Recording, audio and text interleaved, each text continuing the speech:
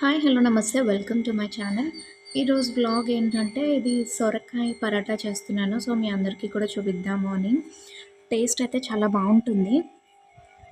And అది మనం బ్రేక్ఫాస్ట్లోకి తీసుకోవచ్చు అండ్ స్నాక్ లాగా కూడా తీసుకోవచ్చు. దీనికి కావాల్సిన పదార్థాలు ఏంటి అంటే ఫస్ట్ గోధుమ పిండి, కొంచెం బియ్యం పిండి తీసుకొని తగినంత సాల్ట్, కారం, పసుపు.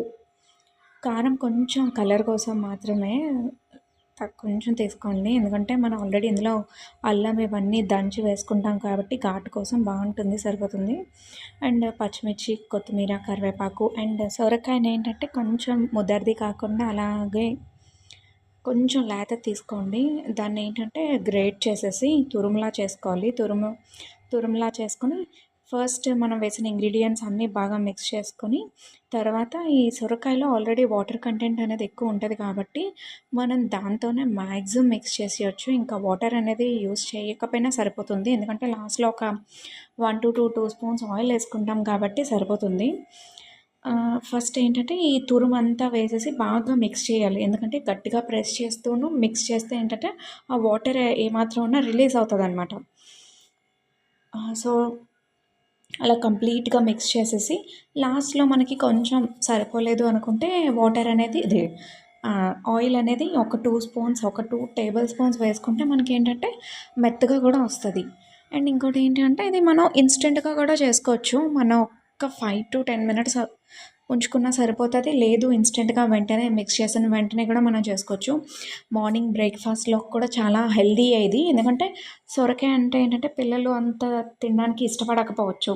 సో ఏంటంటే ఏ వెజిటబుల్ అయినా మనం ప్రతి ఒక్క వెజిటబుల్ని కూడా మనం పిల్లలకి ఇవ్వాలి అనుకుంటే అండ్ మనం కూడా మనకి నచ్చదు అనుకుంటే మనకి నచ్చిన విధంగా వెజిటబుల్ని కన్వర్ట్ చేసుకుంటే మనకి హెల్త్ వైజ్ కూడా బెనిఫిట్స్ ఉంటాయి కదా. సో అలా అన్నమాట.